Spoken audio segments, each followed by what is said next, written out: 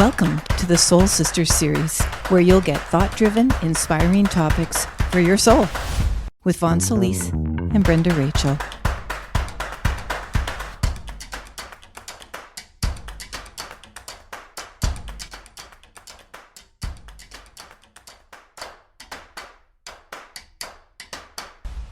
Okay, so welcome again to another episode of Soul Sisters. We are at part 13. Surprise. I didn't know if we'd make it this far of the Soul Sisters series. I'm Vaughn. I'm Brenda. And together, we are the Soul Sisters.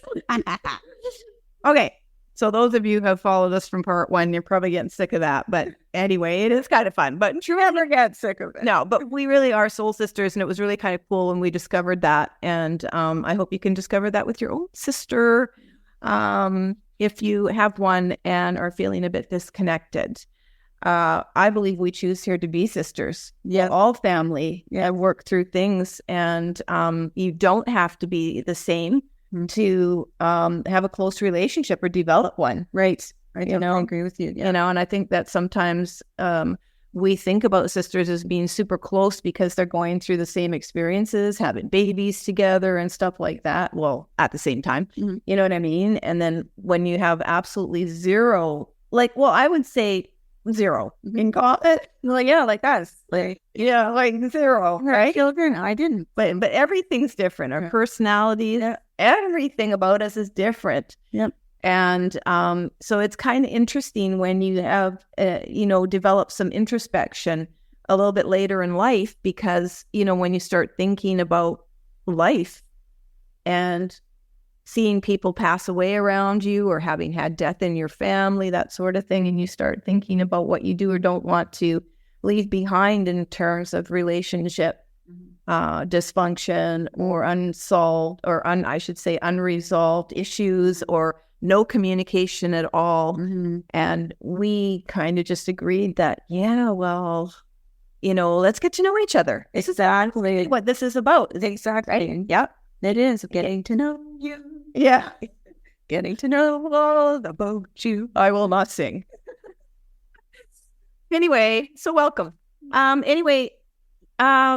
What we decided to do, so in part 12, the first 9 episodes of the series has taken you through basically our upbringing, coming from dysfunction, having disability for Bran, me, bereavement, loss of my child in 2005 as the biggest challenges for us to enhance, I would say, our spiritual practice, enhance our consciousness, come in contact with our purpose, refine it, and really even expand on that in how we are in our later years.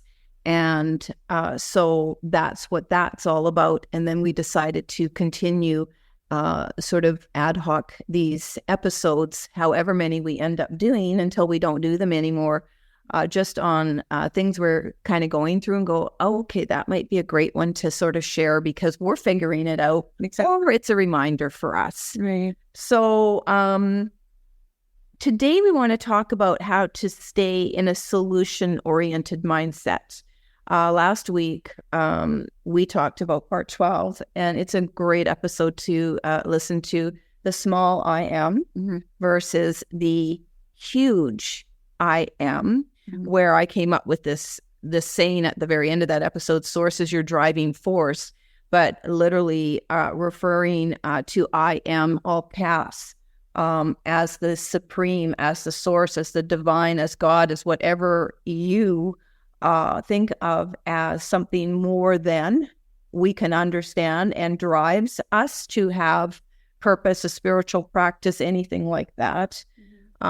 Versus when we get into small I am signifying, well, I'm even getting the word today, weakness, but in our vulnerability, in our humanness. And go to that episode if you want to know how we came up with doing a topic on it. We'll explain all of that. And so it was really, really funny. And so we were texting each other maybe on Monday.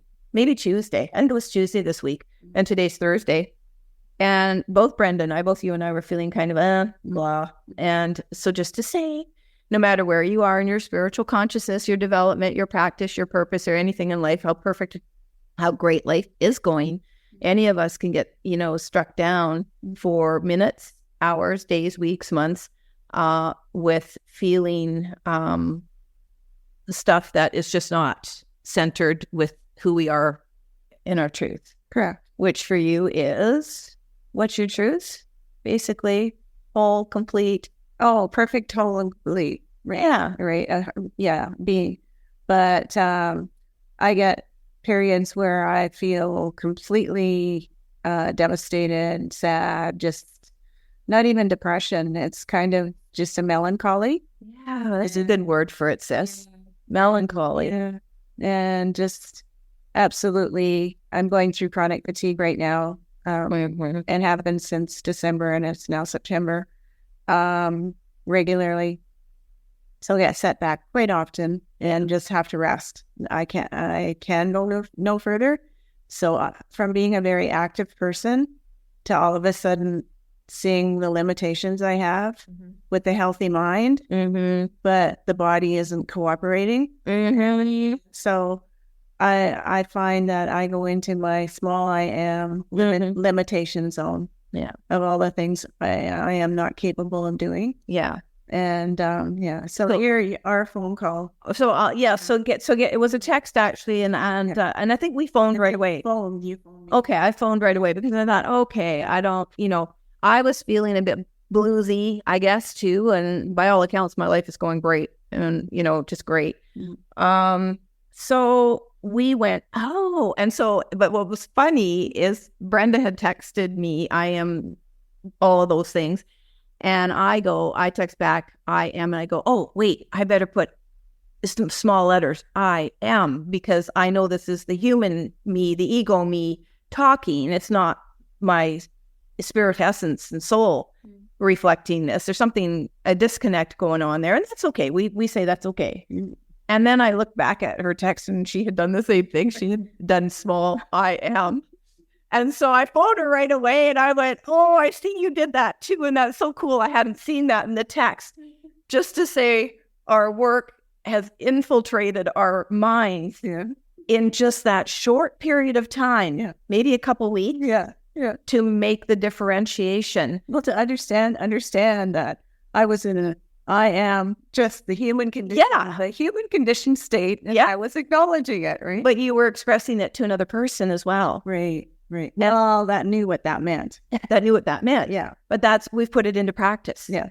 We have put it into our life practice. Yeah. And what that means is we know the difference between spiritually, soul, we're not that way. Human, we are. And it's okay. It's okay, because that's how we kind of get ourselves out of it, which is bringing it to our topic today in part 13, which is how to stay in a solution-oriented mindset. Try saying that 3 times really fast. I'll let you do. I had to edit my first tryout. But at any rate, and so we got talking about that. And so let's just dive right into it.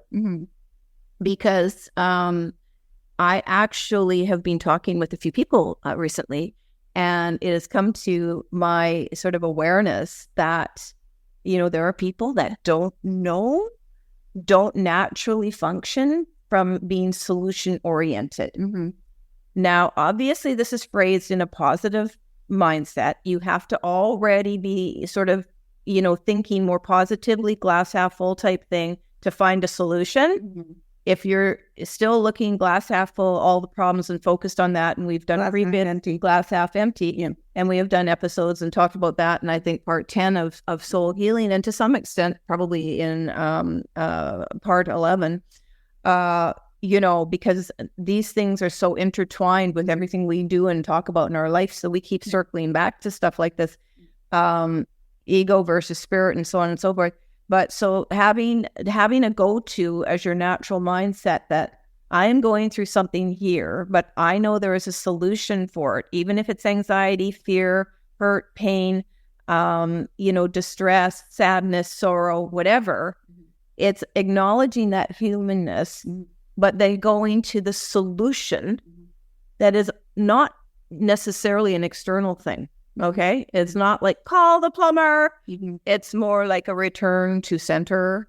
It is a complete for me, allowing myself, giving myself permission to not be perfect spiritually and in my soul, which I don't really put that pressure on myself. But sometimes, and we've talked about that too, when you have a fairly developed spiritual practice and expanded consciousness and mindset, it can be a little bit of a contrast and even inner conflict to experience still the human stuff. Yeah. And go, I should know better. I shouldn't be creating this, or I shouldn't even, be feeling this way. I should have a solution instantly and all of this stuff. And look, life doesn't happen that way. So that's what today's all about. Just hashing it out with us and just going, okay, I think I phoned you. And the first thing I said, or second or third, was, well, let's do a Soul Sisters episode on Thursday. And we went, yep. And immediately that changed our vibration. Exactly. Exactly. We both, exactly. I was smiling. I was laughing. I said, and both of us said almost simultaneously how much better we just felt in that moment. Right. Yeah. So I'm just going to go back to one thing here. Sure. So when we're talking about solution, so immediately I get flashed through my head, across my forehead, the ticker tape, soul, in quotes, SOUL. Ution. So solution. Yeah. Rather than staying in I love that. SOLE, soul by yourself. Yeah. Solution. So rather than staying in the soul, SOLE, and just solution, is seeing that there is a more spiritual way, which is through the soul, the SOUL. There is a solution, and everything is within us. We are so fortunate that we are our own dictionary, our own guide, our own whatever. If we look really deep within, we have all the answers, and we just have to tune into that place, tap in wherever to what resonates with us. Because I know for myself, when I'm in a place of allowing myself to be down or sad or ill health or whatever, I allow myself that journey. But then I say, okay, where do I go now? What do I tap into? Which part of that knowingness inside of me, where that comes from the soul, where I know I can ascend from this pit that I'm in. Yeah. And so that's what I mean by soul, SOUL, solution. I love that. I absolutely love that. I would just say tune in, tap into our wisdom. And if we don't feel we have it, ask for it.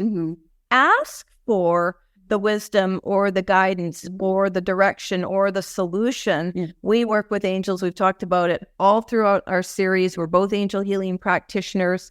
And I used to work one-on-one with clients for 10 years. I did that as a channel, and you worked for a number of years with clients. And neither of us are really doing that right now. We're doing this instead. But that is just to say that we both know, can attest to not only the power of, but the truth to wherever this wisdom comes from.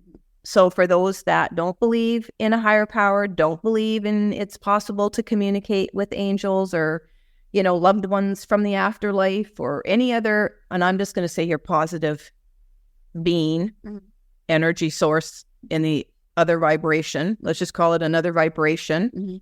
Well, okay, you don't believe it, but that can never, ever, ever take away the truth of my daughter visiting me for all 19 years, although she doesn't come as frequently anymore, leaving physical signs, having angel visits in human form 3 times essentially, and many other examples of their presence. And I guess at at the just to sort of say to anybody who is a non-believer or is a believer but hasn't experienced anything like that yet, I would just say that your truth is your truth, our truth is our truth, and we respect that. For anybody out there, we ask the same respect. If you don't believe it, that's fine. We've always said we're not here to try and get people to do something, or, you can't. It's all a personal journey. However you're going to get through this life, it's just a personal journey. Mm-hmm. But for me, I immediately felt comforted and guided by the angels. I'd already been working with them for just a few short months when Janaea died in 2005. And you had already been working with them. And then it just catapulted in the stratosphere into where that journey has taken, well, both of us really.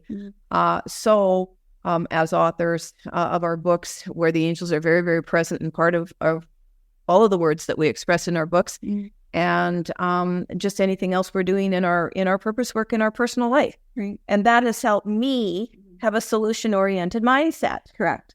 Right? Me too. Yeah. So let's talk for a minute I just want to talk for a second, and you can add on that if you want, just before I introduce this, but I will just say, so then I do want to start at the thing about, at a point about, allowing ourselves to feel crappy, and being sick, and being whatever. There's anything.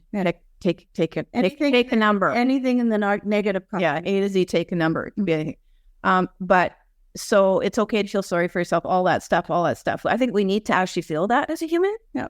To kind of go, okay, that's interesting. I'm feeling this. Maybe don't know why. And some of us who feel I got to be careful how I say this, but some of us who feel that we maybe have advanced enough in this lifetime consciously, or are advancing enough in this lifetime consciously, to return to wherever we return to. I love just saying infinity, to source, to wherever. I don't know where we go, but it's somewhere. It's somewhere. And so even just to think and entertain the fact that some part of us energetically lives. Okay. And we can tap into that. So for people doing past life regression, think about that. A lot of people are interested in what was my past life, and, what am I carrying in this life as a result of that? So for anybody that believes in the afterlife, reincarnation, et cetera, we're already thinking about, okay, we don't really die. So it can be,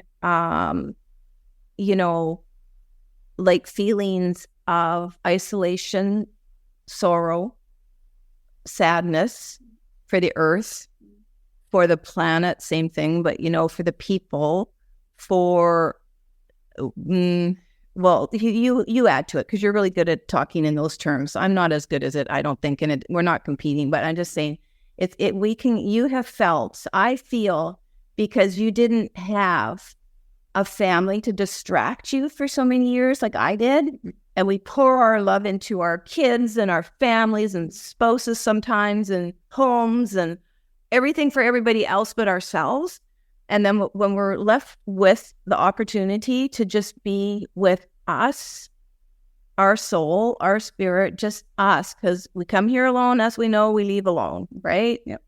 So you've had more opportunity to contemplate that. And, and I'm just saying, you can listen, you can be by yourself and not have kids and family and all that and still pour your heart and soul into everybody else. But I'm just talking to you specifically. Yeah. I know you've spent time contemplating this. I know you have felt things that we refer to as homesickness. So do you want to just expand on that for your personal experience, what that has felt like for you? Okay. So for me, I've lived a very solitary life. And even though I've been,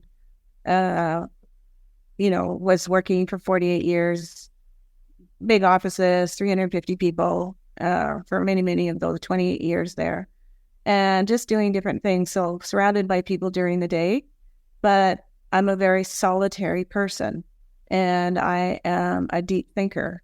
And so I spend a lot of my time now, when I'm not around people and I'm not doing all my outdoor activities that I used to do, which was all to do basically with water and rafting, all kinds of things, but dragon boat paddling, etc.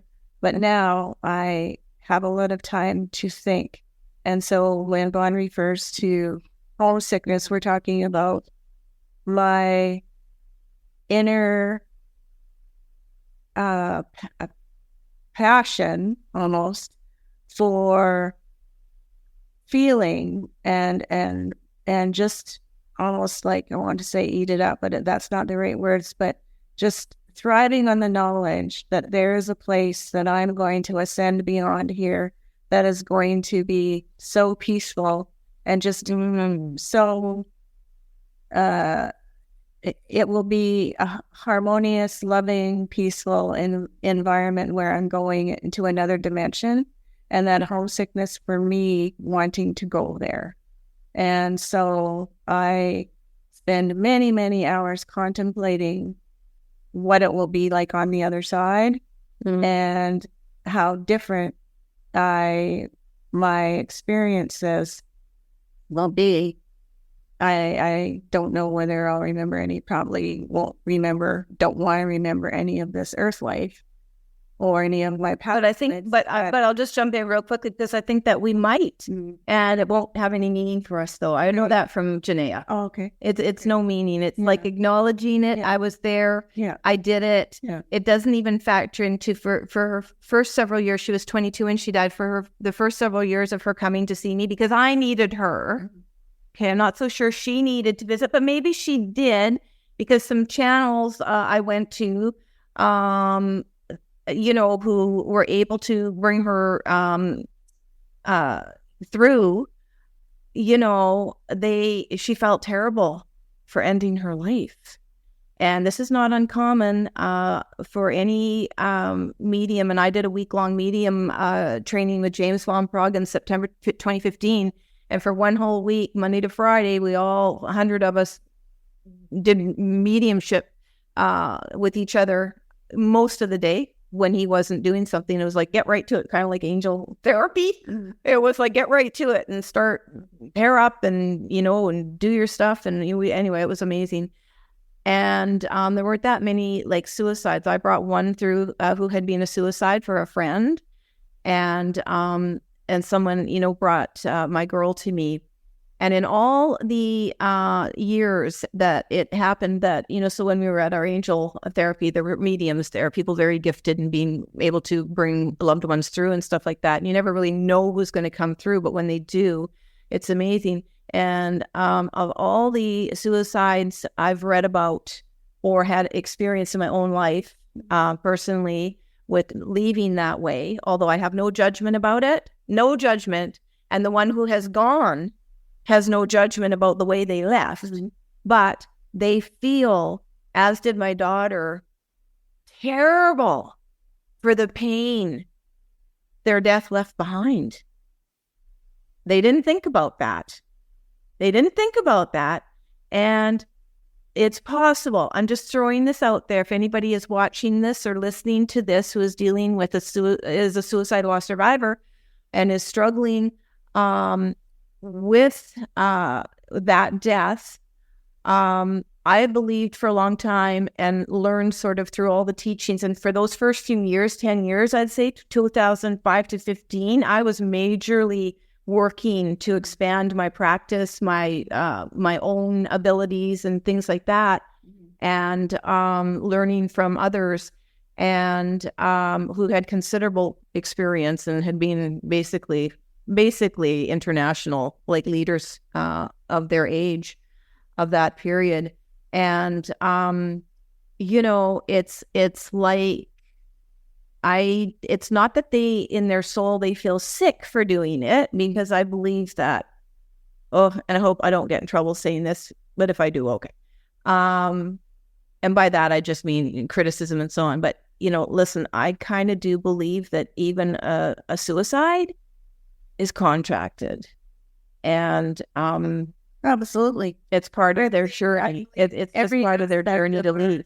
Living every day, life in this dimension or any other dimension is a contract. Now, there is a willpower and all that, and we're not going to talk about that today. But what I'm saying is, It is possible that however you transition, a person transitions and you get to the other side, and if you have done harm to yourself to end your life, I mean, that's pretty big, whether, I don't believe there's any retribution or anything like that when we cross. I just but I do feel, because someone brought our dad through at the James Von Prague training in 2015. It was the last experience we had doing a mediumship exchange. And I felt so bad for this guy who was about, I'd say in his no later than late 30s. And he was sobbing because he had this man he was bringing through. He didn't know who it was. And it ended up being my dad, who felt terrible for not having communication with me for 18 years. And before he died, I mean, we actually reconnected a year and 15 months before he died. But so I think people can take, Janaea felt terrible for leaving, for, the pain, me suffering, and everybody suffering from her death. So what I am saying, and I'm sort of getting a little bit off track here, but this is important. I meant to say this for some reason, that in the other, when we transition in the other vibration as ongoing consciousness, no matter what we have done, in our life and we have left, how we make up for that in that vibration, that's nothing we know about here on earth. Right. And they don't share that. And by the way, I asked my daughter for years when she visited me why she died. And she never would tell me. Never. And we had telepathic communication until our last visit, where I was able to hug her. And it was the most amazing feeling. Oh my God, because those visits were always, I knew she was in spirit. I knew that. And looked radiant. Every single one. There was never, ever, ever anything about, past stuff that she had nothing to do with even acknowledging her life on this planet. It had everything to do with teaching me what I needed to go forward in basically my work and my personal life in my healing.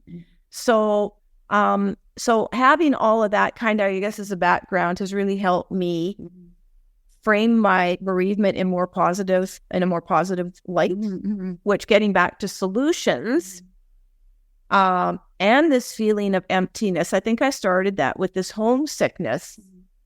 Who wouldn't want to go home to that? Right? They are perfect, whole, and complete, but they don't see it that way because they don't need to. Right. They just are a vibration of the purest light energy. And you could say it's light. Most of them don't come to us as light. My experience. No, I'm just saying. But we are light. I know that we are light, but light's an energy. But it's this pure love. It's love. And so if I hadn't had that, I'd have been in a very dark place, and I wouldn't be sitting here talking to you about try to find solutions. Right. I probably wouldn't be on the planet, to tell you the honest truth. So for you, coming to the planet, and others maybe are watching or listening to this that are resonating with this homesickness, easy to, if you want to find solutions and get yourself out of it and pep up and find something bright out there. It's a beautiful, bright, sunny day here where we are in central Vancouver Island, the ocean right behind us, blue and sparkling. You can't see it, but it's there. Very easy to get centered and go, oh yeah, beautiful planet. Life's good. I have everything I need for today, blah, blah, blah, blah, blah. But when we're homesick or problems are too big, we need something to gravitate back to that. Yeah. And so what do you do? So I'll ask you this. Is this homesickness, because by all accounts, we've said before, both of us have a life we're living, the life we're living that we want for today. Correct. Could change, but for today, we have everything we want. I have absolutely nothing to complain about. Right. In my life. Nothing. Right. You've manifested, I've manifested everything we've ever wanted for years. Yeah. right? Yeah. In divine time, its own time and all that, but we've done it. Mm-hmm. You want something, you're going to get it, Mm-hmm. right? Mm-hmm. We don't really create problems for ourselves, Right. but we do have challenges. Yeah. Right. We do have challenges. Yeah. And we do struggle with anxiety. Yeah. Right? Yeah. We've been honest about that. Yeah. I do live with PTSD, which I've been very public about. I'm not getting it treated. My choice for a number of reasons. So I'm managing it. And I'm largely not getting it treated because there's really not a specialist here I could work with. And also I don't want to revisit my trauma. Mm-hmm. So I just manage stuff and I'm really good at it now. Very good. But anxiety is part of that. Mm-hmm. And anxiety, I think, is anxiety related to fibro? Yes. It is, eh? Mm-hmm. Yeah. Anxiety and Why and chronic fatigue. Why do they ever say, did you ever find out how anxiety relates to fibro? No, because I don't really know if they really know too much about fibro. But it is, true. Right. But they have pinpointed that anxiety is related to fibromyalgia. So a lot of people are anxious. I'm actually wondering if a lot of people are anxious because they're homesick. Well, Worth thinking about. Yeah, it's worth thinking about for sure. I think for me, it's just because I know that the other side is not like here. I know. I just know that. I know I've lived many, many, many lifetimes in all kinds of dimensions, but I also understand my own inner soul understanding and comprehension is that the other side, the next dimension that I'm going to go to is nothing like here. Oh, I know. You No, it's not so like, so knowing that and understanding that and in my heart place, when I think about the other side, it's like, I'm at peace. I'm truly, truly, truly at peace. Is that your solution, that like for when you're feeling homesick, heart sick? I love how you said, did you say heart sick? Well, in my heart, yeah. Heart sick. I didn't say heart sick, but that's... Well, what did you say? No, I just said that knowing it from my heart, about the... Oh, okay. Yeah. Because I heard heart sick. Yeah. Well, maybe when I edit this, you will have said heart sick, but you didn't even know you said it. Could be. Because to me, heart sick was, I'm homesick because my heart is sick. So that makes total sense, right? Yeah. I'm pausing just for a sec here in my own thoughts. I'm not pausing the tape. Okay. I'm not pausing the recording. I'm just pausing because I'm thinking to myself, how many people are heart sick? We live on a planet that causes us to feel stress and anxiety in so many ways. I mean, there's hundreds of millions of people with anxiety, folks. Try find somebody who doesn't have some kind of, might not be a disorder, but some kind of anxiousness about them. Who, how many times have you heard in the last 4 years, and certainly since the pandemic, and we're in September right now of 2024, that society's broken, the country's broken. I mean, I don't know how many countries are saying it, but they've sure said it in Canada, and they've sure said it in America. And things are breaking down. And that does cause stress, and it does cause anxiousness for people. We don't feel safe. We don't feel secure. And for those of us who feel we've had enough, now we're not talking about the human I am, small I am, I've had enough. We're talking about the source I am. And knowing, and we've talked about this in previous episodes too, that you still have a reason to be here, and that's why you are here. And like me, are going it all the way. We go out when it's our time to go. Yeah. Not going to do anything to rush that. No. That's just our perspective on it for the moment. But I find it just so interesting. Culturally and socially, so many norms that we've had are breaking down, and we're having to rebuild. And it's like this. It's like maybe this is necessary for a new consciousness group of people. Like even if you look at the latest generation of babes coming in, and very young children. And I think they're far advanced than, what we have been in previous generations. They're very talented. If you watch talent shows and stuff, and they're getting up there at 8, 9 years old, 6 years old, performing in front of thousands of people with gifts that you're going, what? Yeah. What? Yeah. And it really made me think, I wonder if society, humankind is advancing consciously in its own way. And we are part of the generations that didn't come in, weren't birthed in that are part of the breakdown. And anyway, it's interesting because you can only rebuild once you've had a breakdown. Correct. So you need something to totally demolish and disseminate. So whether it's health, disseminating my body and breaking everything, many areas of my body down and having them rebuild. Yeah. And all that kind of stuff, or relationship or whatever. It takes it. You can't rebuild unless it's been broken. That's right. And anyway, there's a term in quantum physics, entropy, and chaos has to be like it's a rebuilding from the chaos, but the chaos is required for it to rebuild. Correct. And while I wouldn't necessarily say we are in chaos on the planet, I think there are some maybe that are very much in chaos. Oh, you do think so? Oh, absolutely. Okay, maybe we are. I don't know. I guess it depends. I don't even know. So whether it is or it isn't, I think we're close to it. If we may already be there. So it's no wonder that you feel homesick and heart sick and soul. I was just going to say, I wonder if we can be soul sick. Probably. I mean, I don't know. Because I think everything stems from the soul.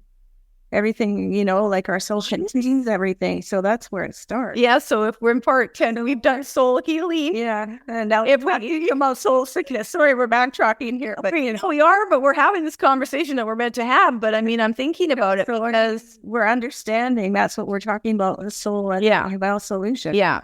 Is because it starts in the soul. Yeah. This is our container. Our soul is our container of absolutely everything. Every aeon, eon we've ever lived. Yeah. Got it.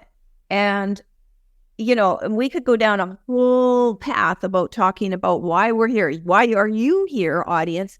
As an individual, why are we here? We kind of know why we're here in our respective paths. But, and when you do know why you're here, by the way, and accept it and go, okay, I'm here and I'm going to do this purpose work. I'm going to fulfill what I contracted to do as a soul, feeding part of that soul. We've already talked previously in episodes about what we think about soul. You'll find all that out in other episodes, soul healing, and other work I've done. Essentially, for me, it's just a tapestry. We're a little bit of it. We feed to it, and until. But that's as far as I got with it. Part of my purpose is absolutely to heal the soul of this incarnation, the contribution to the soul in this incarnation, by way of bereavement as a bereaved mother. But I also, through acupuncture, was connected to the larger person, which is a purpose, which is actually to heal all of my soul from all incarnations. And that's my purpose. So I have a completely sort of larger perspective when I talk about soul. It's become expansive of all I've ever lived. And I don't know why. I was actually just talking to a friend yesterday and I was explaining some of this to her and she was fascinated by it. And I was like, but I really don't have the answers. And as I'm given this information, which happens to come to me through acupuncture, it's made me carefully schedule the appointments because I don't know what I'm going to find out next. And I'm like, oh my goodness. But I do, and we both believe that we are only given what we can handle. But our brains are only, able to take in so much at the same time. And I guess too much knowledge would become very difficult within the constraints of not only our humanness, but the world as it is. I think also for me, like I identify, I'm an empath. So I feel things that other people who don't have that innate sort of understanding and compassion from their soul within them, that I feel things. Like I can remember when I was like 10 watching something that we got on TV when I was 10. And, I think the Vietnam War in the 60s was on, because I was born in 53, so 63, so somewhere. Yes, it was on. I can remember watching all the killing on TV. It was a black and white TV, and just sitting on the floor in the living room and sobbing my heart out. Yeah. Because I couldn't understand how people could kill each other. Yeah. And then actually seeing them kill each other. Yeah. That was like, in my 10-year-old mind, was almost incomprehensible. So I think having that quality as well, it's not just kind of being able to brush things off and saying, oh, well, this is life. Things happens, crap happens, like whenever, or this isn't happening in our country. Aren't we lucky? Yeah. It's like, I internalize. So part of my soul healing is to understand that every situation that's going on in the world, it's not my reality. It's not a part of my reality. I haven't created being in that particular situation. And so if I can allow myself to say, those people are having that in their reality, but I don't have to internalize it in my reality to the degree that I was before. Oh, that's so good. Kind of releasing the I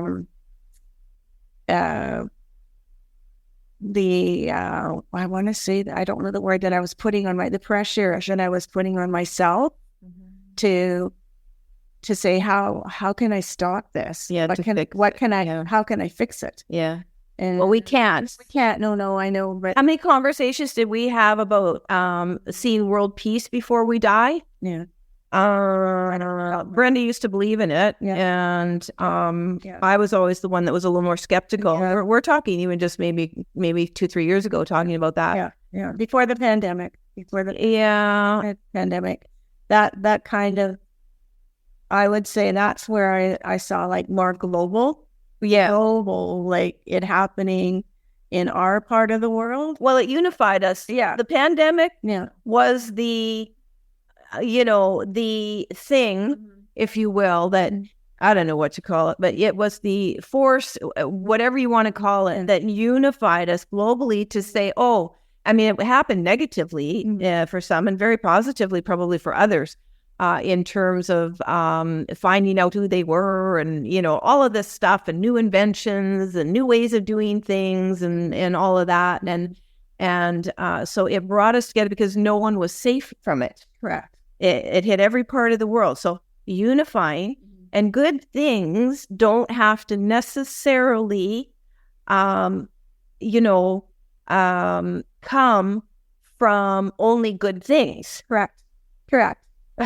No, so, absolutely. Okay, so millions died in the pandemic and people lost jobs and other people found new careers and got to work at home and be with their families, which is still going on. It has completely changed the culture of work and workers' rights.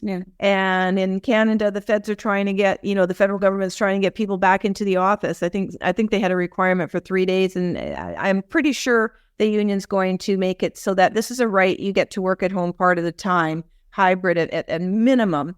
Other places are, work at home all the time. And it has completely broken down certain systems that were in place. And we're in the process of those systems being rebuilt, solution-oriented thinking for absolutely everything on the planet.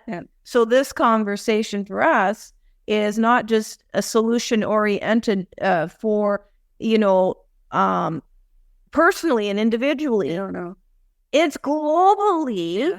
We're having to find solutions for how we do just about everything because something about the pandemic broke everything down. System-wise and structurally, it broke everything down.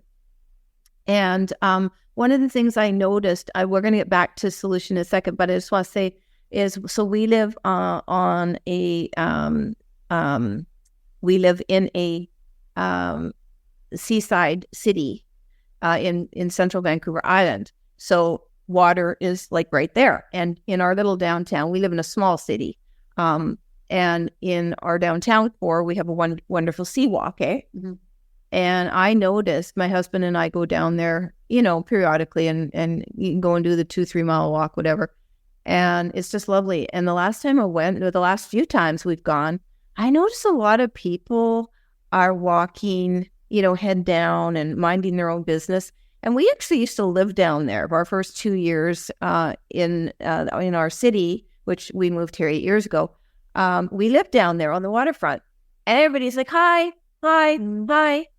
And as a matter of fact, it was still that way at the little bay where we go for our coffee. Mm-hmm. And you walk with people there. And I think they're way more local. Mm-hmm. And walking along, that's a very small stretch, maybe a mile, half a mile at most. Yeah.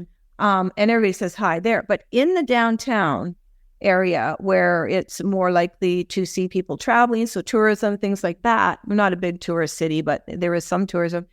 And I was so shocked. This happened just 2 weeks ago, but it's being repetitive. It's been repetitive since the things opened up in 21, mm-hmm. 22. Mm-hmm. And that's a sign of people being taught, don't touch. Mm-hmm. Watch your space, preserve your space, mm-hmm. everything individual, mm-hmm. And survival. And it is this whole protective measure for the individual where connection is extremely limited and selective, mm-hmm. i.e. family and close friends. And it was shocking to see, Yeah. Yeah. And we're being, in some instances, trained to find solutions for things that are no longer working the way they did pre-pandemic. We're being trained culturally to have solutions for them that may or may not feel right for us. Mm-hmm. But socially, maybe we're just accepting them. Well, this is the way it is now. Mm-hmm. That we have to do this, we have to do this, we have to do this, It's very interesting. And so, in terms of, and just another really quick example for certainly in North America, other cultures out there, countries out there may not have this problem, but because of the lack of employees, because of businesses falling, apart, because of the pandemic, having to rebuild, all of these, having to find good people, having to pay them, competitive wages, all of this stuff. So what did they do? Their solution was, let's institute tipping. To subsidize wages, essentially. And so that maybe workers could give people benefits. It's a big circle in case they get sick. Because listen, COVID taught us, whoa, you could get sick at any moment, bring it into the workplace. We better have insurance. And we don't have enough doctors. And we don't have enough nurses. And there isn't one area where one thing is impacted that you can't, that you don't have to find a solution for everything else that trickles down. Correct. But when we think about it on an individual level, because when we started talking about this and I came up, well, let's do an episode on this, I was actually going to keep it just to the individual. But as we're talking, you can't. No. You can't, because all of that stuff impacts us. And as an example, if we're already feeling homesick, heart sick, soul sick, and then we have measures in place culturally and socially because of something like the pandemic that is feeding more isolation and disconnect. Mm-hmm. That's not helping us. No. Right. Because we need the connection and the community and saying hello and smiling at each other. Yeah. Right? Yeah. That's a solution for actually even starting a spiritual practice, is just being kind and smiling at someone and connecting. And you don't have to have a long conversation, but just acknowledging each other and giving us each the respect that, we can trust each other enough to allow each other into our personal space, even if just momentarily. And that is sorely being impacted. I still do it. I say hi to people in the shopping and grocery store I shop at and along the seawall and stuff like that. But nothing was like how I used to be before. Right. I know. Right. So that's kind of going down a different sort of branch of the tree, if you will. But bringing it back to us, let me get to this, because we could talk forever about that other stuff, but let's bring it back to this. So when we are feeling centered in our being, so when you get into moments of your, feeling, whatever you're feeling, and you can describe it, how do you get yourself back to center? Do you respect it, allow it, and just let the phase pass?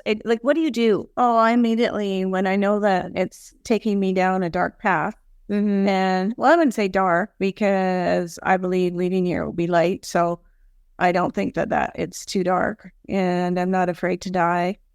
But it's more, I don't even think about dying. I just think about exiting here and having a new home of light and love. And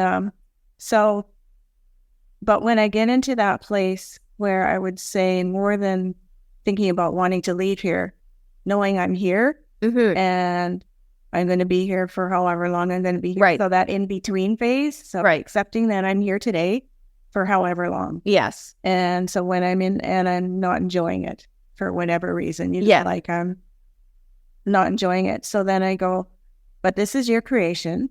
Okay. This is your manifestation. Okay. So what is the bigger picture here? What is it that you're needing to learn for yourself about creating this really off moment and this off the beaten track, how you regularly like to live your life moment, and which is totally not in a spiritual frame of mind. And so I just immediately asked the angels to bring me back to center. And it's not even a moment. It's like, that I understand the word purpose comes immediately to my mind. Purpose is one of the words. Follow your purpose work. You're here to do your purpose work. And that's why I'm here. And I know that, and I accept it. And I am so grateful that I have my purpose work. Yeah. So I will just say this, a couple weeks ago, I was tending to a little kitty I was looking after. And, and I sat down, and I think pets, I'm not a pet owner anymore, but I was my whole entire adult life. And my husband and I decided not to replace our last kitty who passed in January of 2020. But I think pets can really help you get in touch with your inner spirit and your core essence. Just looking into the eyes of an animal who's looking at you with sometimes wisdom. Cats. No, I'm kidding. No, I'm not. They are very... Well, dogs. When dogs are dogs. He picked me. Dogs are... Well, dogs and cats, but cats more like I'm thinking about if I'm going to pick you, right? And dogs are like, pick me. Anyway. No, that was just a little aside. No, I know. But looking into their beautiful eyes and just their, unconditional everything, loyalty, and they're there to love you no matter what. Yeah. Okay, and I've had I'm not going to talk about this, but I'm going to acknowledge this because I'm an empath too. And sometimes I would, think about before I went to sleep about all the people and all the animals in very, very vulnerable and actually not very good situations. And then I'd stop, don't think about it. Yeah. But then it makes me think that in relation to animals, and, for the most part, we don't really, when we talk about animals, we don't usually talk about it in terms of, cats and dogs. Yeah. But in any animal, that they're in the care of a human, they're in that care and they put up with whatever. And it could be oodles and oodles and oodles of love and comfort in which they return it tenfold, but they still are there loyal when it's not that way. Correct. And, but at any rate, I don't want to go down that topic, but that path. But so as I was sitting with this animal and then just, for whatever reason, oh my God, I just wanted to like cry. It was like this heavy weight was like, oh my God. And because, listen, I am a bereaved mother, I attribute a lot of those moments, well, when I have them, they're infrequent, but when I have them, I will attribute it to, oh, there's the trauma, or there's that sorrow, or there's that grief in there related to Janaea. And it may well be that's part of it. But then you and I started talking about how we can feel so sad and sorrowful in our soul for other things that are kind of going on the planet. Yeah. And we don't have control over. We're just here almost as witnesses in some cases to it. And my thing is, and this came from Wayne Dyer, one of his books, is you do what you can do in your sort of corner of the world and in the work that you do. Because when it's light work, purpose work, light work, centered in all of these really good and helpful things to help others, it does trickle down too. Oh, absolutely. It does trickle. And we just keep on. Yeah. We just keep on. And so when you and I realized that it wasn't our responsibility to, find a solution for world peace, right? We just do our little bit in our little corner. Yeah. Yeah. That was very freeing for me. Yeah.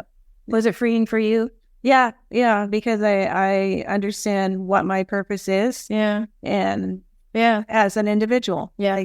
Like that, and what I have been gifted with to be able to do. Yeah. And I'm just very grateful for that. Yeah. Yeah. And I believe the more I delve into my own deepening awareness, the more I understand the earth is a perfect place for, certain entities to carry out war and all of the darkness. This is a perfect place, as we said before, a smorgasbord of suffering.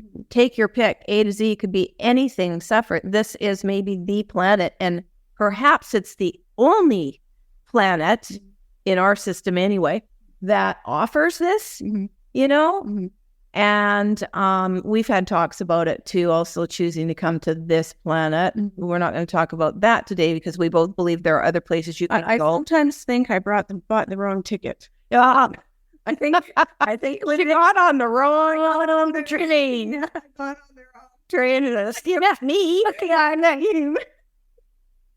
But anyway, no, I've just got this image of something that it turned silver. I actually did do that once.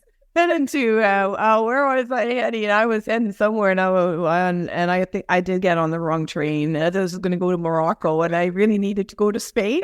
Holy crap! And I was like, I don't think this is the right train. And I'm looking over at a train across the tracks, and I literally bailed. I got off and ran over there. Oh my God, it's kind of funny. Oh, that is funny. Are you on the right or wrong train? But it's one of the reasons I think we've probably gone down. We didn't know what we were going to talk about today. No. Bren came over and, I said, you know what? Like, I really have nothing.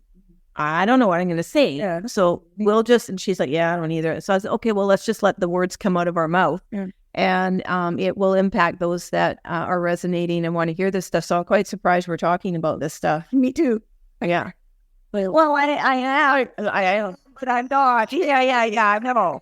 Because I really was going to actually focus it all in the small I am human ego to all these little, nuisances that we deal with on a daily basis and have to find a solution for it. And things like, oh, crap, this broke, or, the car won't start, or any number of things that are basically nuisances. Yeah. Now, when we get to the bigger things of lost jobs, relationship breakdowns, like life events, death, sudden death in the family, longer term death, but big things like life events, that are impacting and painful, and getting yourself out of the mindset that can trap you in all of the negativity, the small I am miserable, I am, whatever, put your own adjective there. The thing that is coming to me, that understanding and sharing about this awareness of everything we've talked about today on a much, much different and expanded level is really kind of like the umbrella to understand that that gives you the foundation to solve anything else. That's why we talked about it, is because I could sit here and say, well, you can do A, B, C, and D when such and such hits you in bereavement. But I only have that knowledge, and also as suggestions, by the way, simply because of the umbrella knowledge and being essentially wired to be a student of life and explore all these other things, which makes anything we experience in human stuff, I don't care what it is. We've all been through breakups and job loss and money problems and, moving and, all of that stuff. Most of us have been there if you're on a certain age. And if you're not there yet, guaranteed you're going to go through some of that stuff. It's just part of living. I call those sort of just life experiences, events on a scale of losing a child, for example, or events where you are incapacitated, and it's completely changed your life. So living with illness, disease, things that have impacted you and causing them to be an event that utterly changes your life. Well, I would just, I would just throw in here that, again, we're just talking about our own personal situations. Yeah. Because absolutely, there are many people who have ascended multiple dimensions living on this planet with different afflictions. And losing limbs. Absolutely. These kinds of things. Absolutely. And so we're talking about our own personal journeys. Yeah. And what we've learned through our experience. And and making nothing light of somebody else's experience. No, nothing like that. But I'm just saying, so whatever affliction and, a job loss could be magnitude. I mean, I get it. But for me, I'm just saying, for me personally, for you personally, you've been bankrupt. Yeah. You went through bankruptcy. I've gone through so much financial hardship in the past. I put a stop to it when I understood what was going on, and I was able to finally put a stop to it. But I've been there, done that. But even in every single time we came up against financial struggles, there was a solution. And so what I'm saying is, so when you take it away from all the larger stuff we did talk about in this episode, unintentionally, quote unquote, but obviously intentionally from a higher level, the solutions for problems, for anything, from any experience or life event, they have to come from a consciousness of trust and faith. And I need you to jump in in a minute too. But, I'm thinking back to, just feeling super challenged to get out of bed when Janaea died, and to feed the fish and take the dog out and care for my 13-year-old son at the time. And this went on for a few years, and get a job because there were money problems, and, on and on and on and on and on it went.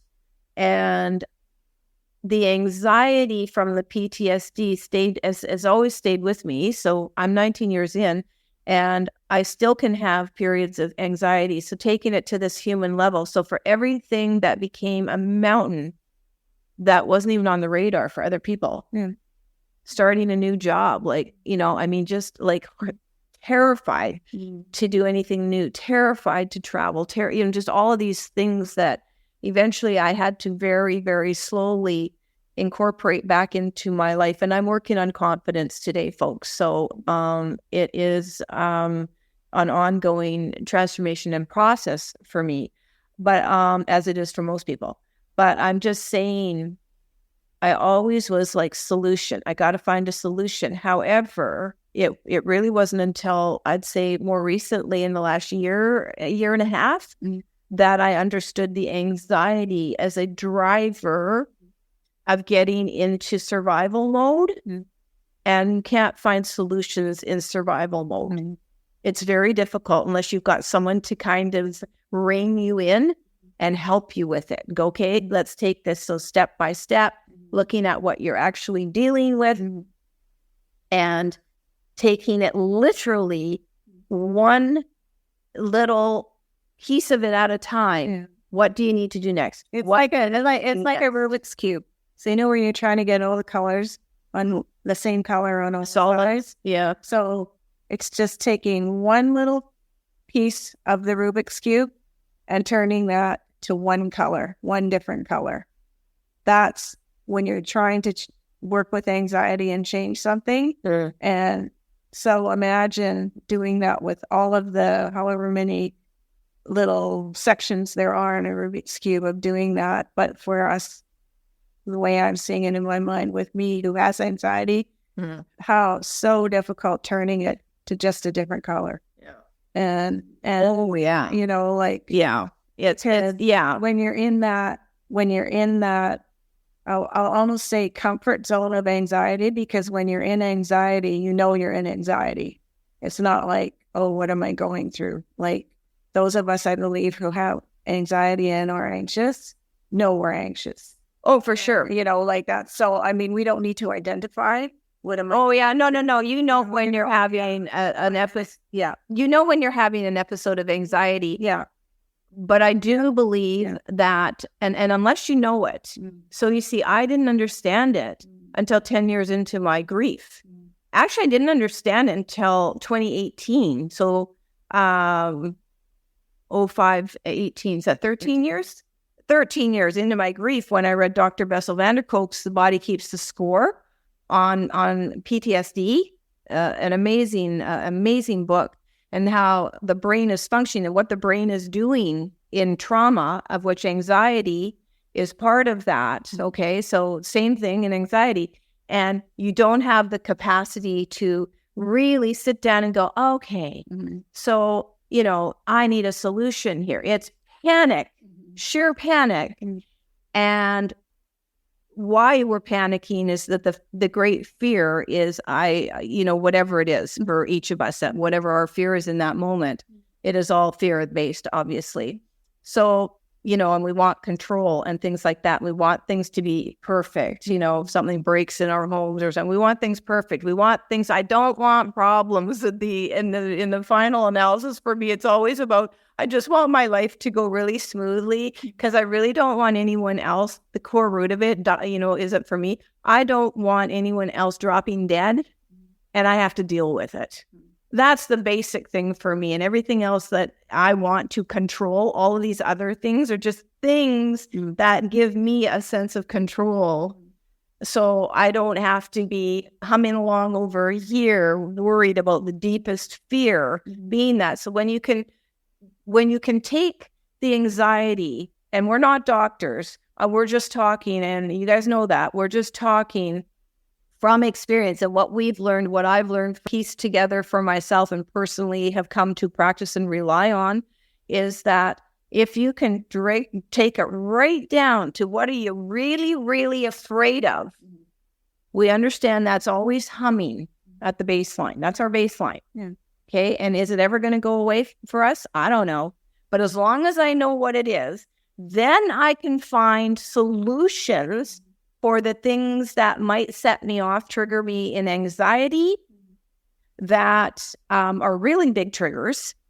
And then once I've got solutions for that, then I know that the smaller things, like, is the package going to be delivered to my door? Stuff like that. Why? Well, because I don't want to run around my building looking for it, essentially. So, you know, then those things, the solutions are much easier to find, because I'm in now a much calmer state, because I found solutions for the other really big things. And my really big thing, and I will be very honest about this for those of you who might be relating to this. So when you're a bereaved parent, our natural inclination is to be terrified we're going to lose another child. So very sadly for my son, he's had to live with that for 19 years. He's now 32. Thank God I did have a surviving child.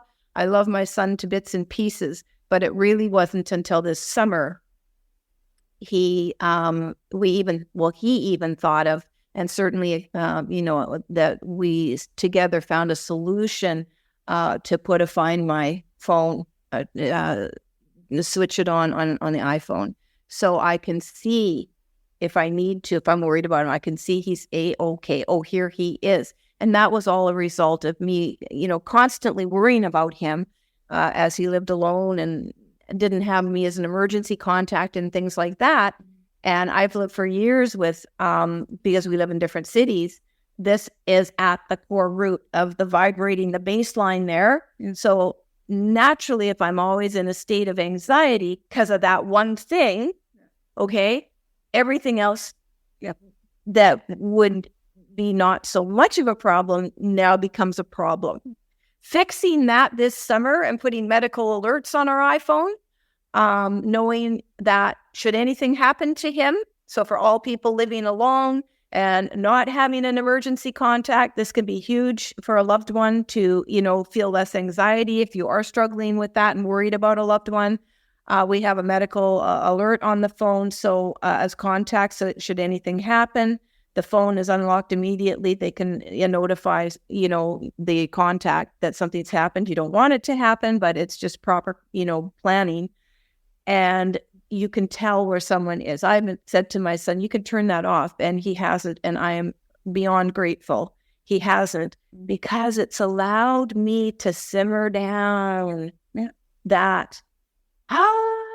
Well, you needed to know. To just, I'm calm. You just needed to know where he was. Yeah. That he's safe. Yeah. Not necessarily where he was, but I'm safe. Yeah.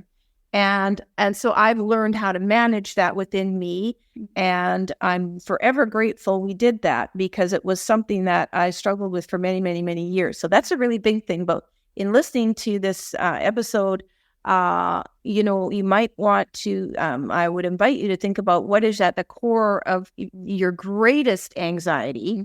What is feeding that? Everything else, there could be millions of other things, but what is feeding that? And even the stress, and sort of bring it down to the common problem. Like, that's not the right word I want. Reduce it down to the number one thing that's really driving that fear, causing the anxiety. If it is a disorder, obviously that's a little different, but in a way I don't think it is, because there is a reason for even disorders. Yeah. Right? So I'm just going to say that. But even as to the best of your ability, with or without help from a therapist or other loved one or whatever, we've often worked together to narrow things right down to its common denominator. This is what's happening for me. This is why, and these are other triggers. Then you can get yourself in a calmer state, and then you can decide, do I really want to worry about that package arriving at my door? And at what time, if it comes in the afternoon or in the evening. And I mean, I'm using that as an example for me. And I get to choose and go, well, you know what? If the package doesn't come, I can do A, B, or C. Boom. Okay, done. I don't need to worry about that. And that's sort of my process today for just going, you know what? I can't have this eating away at me, because when we worry and when we are in a state that we are terrified of something, so in other words, we don't have control over it, right? That is not good for us. No, exactly. What would you like to add to that? I think you've covered pretty much everything. I guess just for me is, I just try now when I know that I'm in a heavy duty state of anxiety, is to sit and just take a breath. Yeah. And go, okay, on a scale of 1 to 10, where am I with my anxiety? Oh, that's a good one. What can I do? So 1 being like, I can take a few breaths and whatever, and a 10 being like it's out of control. So, and what is the real issue going on here? So I try to identify right away what the real issue is, because there's always an issue. Yeah. And it might have nothing to do with the circumstance at the moment. Yep. There's always some underlying current that's creating the anxiety in that moment. Yeah. So I try to get to ground zero. Yeah. Right as quickly as possible. And then if it becomes something that is just, like I'd say like a 6 or more, that is extremely, extremely challenging, then I just walk myself through the process and say, okay, what are you really dealing with here? And then if I have to take some action and whatever it is, then I start, looking at ways of, I try to find a solution immediately. Like I don't like to live in the issue very long because I know it just manifests further. Like, because once I'm in a state of anxiety and I don't address it immediately, it just gets out of control. Mine doesn't just flies away like in an hour. So the whole thing at it's a snowball. And so it just manifests. So, and I already know that from living with anxiety for so many years now, that I know kind of the triggers of what's the route it's going to take. I know the exact route the anxiety is going to take. And so I just do my little scenario to get me to stay down between under 5. Yeah. So I don't know if you want to share it, but if you want to, would you say that the root for you is feeling safe? Yeah. Oh yeah. No, my anxiety has always got to do with, do I feel safe in my home? Do I feel safe not so much in my car, but feel safe, just in general. Yeah. Feel safe. Yeah. Yeah. So me, it's the safety of my son. I've never even really thought about myself. But you talk about this in your book about what brought that trauma on at 4 years old. Yeah. And so get Brenda's book if you want to hear all about what made her live her incarnation, this life, really, really basically the root of the trauma of not feeling safe. And mine is because being a parent was such a major identity for me in this incarnation. So losing my firstborn naturally put me into this tailspin for till now 19 years. And listen, that hasn't gone. Like I was going to say 19 years of being concerned my son would die. And so 2 things I've done. So everything I told you earlier, all that stuff is the physical stuff, the human iPhone stuff. Okay. Yeah. The other part of it is for me going, I can't control the lives of any of my loved ones. I probably can't even really control mine. Human, I believe that I know at a very subconscious level when I'm going and how I'm going, but consciously that hasn't filtered through to me yet. And I believe it will. Like we both knew our mom was going to go 6 months before 3 months, I think it was before, 3 months, not 6, 3. She was starting to actually make preparations. And even though maybe she knew she was doing that, she didn't phone us up and say, hey, I'm making preparations. But we both said to each other, geez, it sounds like she's getting her stuff in order. I think she's getting ready to go. We said that to each other, didn't we? Yeah. When she did 3 months later. Yeah. Anyway, hard issue. Anyway, so that just as an aside to say, I think that we do, kind of start to resonate with, I think my business is finished here and I think I'm getting ready to kind of go home. Mm-hmm. And I hope we share that with each other when that happens. Mm-hmm. I hope we're evolved enough in consciousness and our communication that we can say, I don't know if it's going to happen because we've got all our stuff in order, but you and me anyway. Yeah. And maybe my husband would do that too. Mm-hmm. But I don't know if I'd do that with my son necessarily. But anyway, I'm just saying it's like really getting to the root of, I got off track there a little bit, but getting to the root of wanting my son always to be safe. So I don't know that fear will ever leave me in this lifetime, So all I can do is find solutions that will help me in my humanness deal with it. Yeah. Because I have no control and no awareness of if he's going before me or I'm going before him. But another thing we have done as a bit of a solution, so there's no secrecy and big elephant in the room about this, is we've talked about it in terms of one of us is going. We have a little group of 4 here that are core 4, and we often talk about it. Yeah. One of us is going first. Yeah. And so I do know as part of my anxiety, I do know that I'm always aware of that every single day. And I kind of accommodate that feeling. Yeah. And that's why we text each other every morning, make sure we're good, but we can see each other's place so we know. And I got my husband to also find my phone.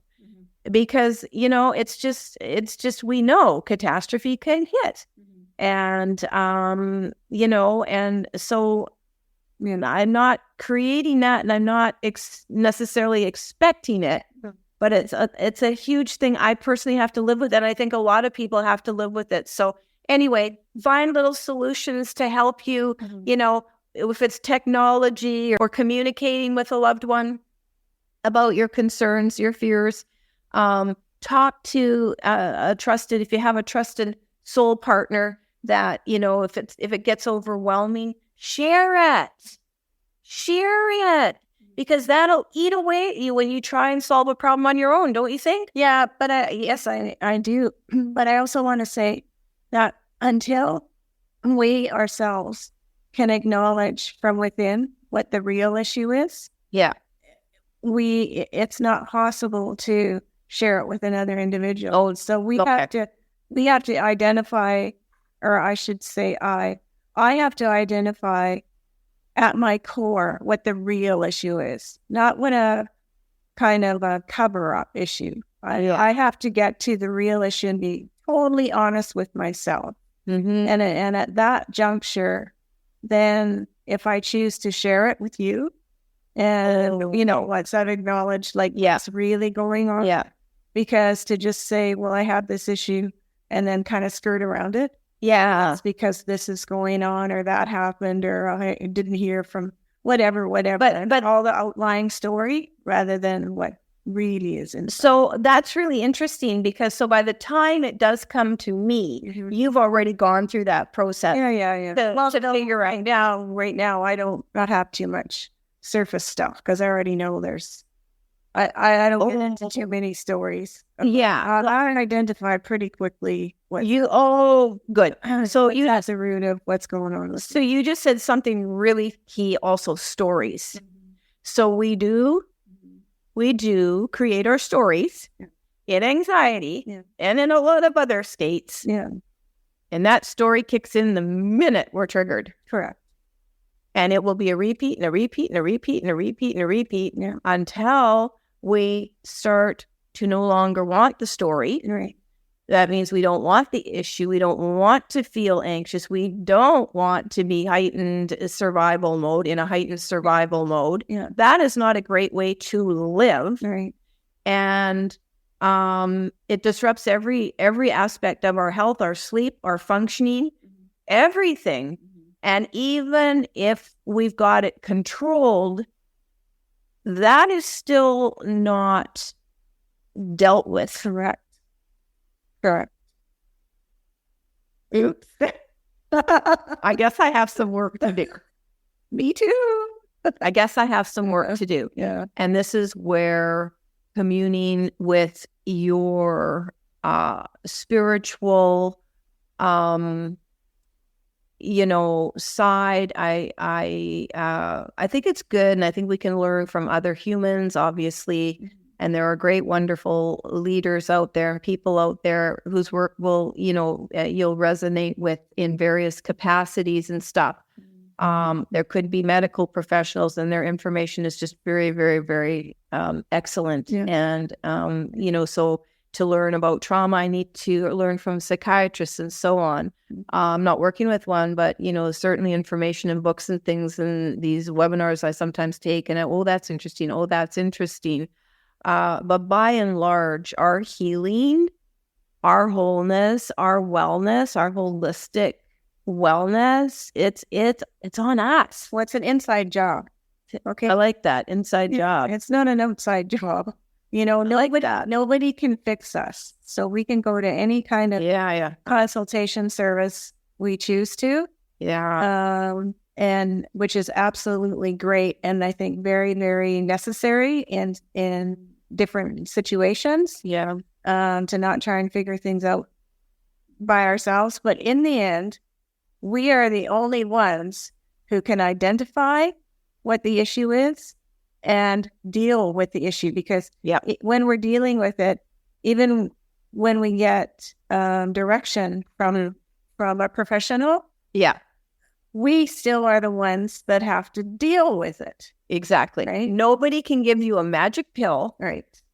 to make it go away. Right. No vice is going to deal with it. It might cloud you for a while to, have something, a trip, shopping, gambling, drinking, drugs, any of it, sex, any of it. It could kind of dull it, make it go away just temporarily. Yeah. But that issue within you, the largest one that is the cause of a whole bunch of other stuff that you deal with, that it really comes to, I don't want to say disposition, but I will say the tranquility, the level of tranquility of our inner state is what will give us a solution for everything. Yeah. Everything. Yeah. I'm working on it. You're working on it, right? You're working on it. Yes. We're all working on it, but it's getting to that inner state of tranquility by any means that you can, that are safe, positive, healthy for you. For me, it was all through consciousness expansion, angels, everything divine. It would have been so tempting for me, folks, to grab the Valium, okay, when Janaea died. And I actually was offered it and refused it, okay, by a medical professional. I'm just not pushing it on me. Just do you want some? No, because I didn't think I would, maybe not be tempted to down the whole bottle. And that is why I have always said the angels save me. Yeah. Yeah. And whether like you or anyone believes they're real or they're not real because you haven't experienced it or they haven't experienced it, it's not for me to consider. I experienced it. I know what I've gone through. I wouldn't want to go back to not one previous day of my life. No. Certainly not in this journey of bereavement. But I can see, looking back over 19 plus years, the healing course I took, and I right away was wired to find a solution to this suffering. I was not going to get stuck. Right. And hence, other little things that are annoyances, I'm no longer allowing them to be annoyances for me, because I don't want it in my life. Yeah. I don't want it. So I'm aware that stuff could still hit me, but I am making the conscious decision as of late to just go, you know what, you're going to stay calm, and you're going to think logically, and you're going to find, and even if you need to request help from the divine, you will find the exact right solution to that challenge, whatever that challenge may be. But as an aside, mostly I don't have problems anymore, challenges, because I just ask the divine to make sure everything goes smoothly. Travel and all that kind of stuff, that I don't get caught in it. But I tell you, if I do run into anything that is huge for me, huge, I'm going to not allow myself to go down that rabbit hole of all of that, massive fear and not being able to solve it and cowering, to the point. You ever been so afraid you're just shaking? Okay. Like that kind of anxiety and shaking. I don't want to be like that. So, well, here's looking at you, kid. Let's hope it doesn't happen. Yeah. And I just keep on this path. But like I said, I think it's kind of almost a discipline to keep ourselves wanting to be that way. Yeah, I agree. Nice and tranquil. Yeah.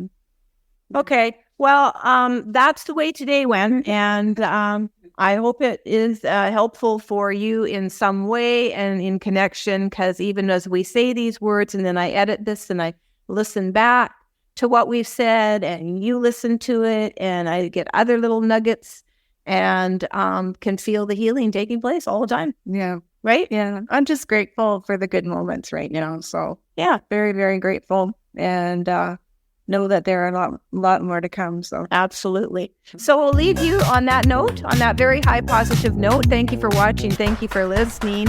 Together, we are Soul Sisters. See you next time. Bye.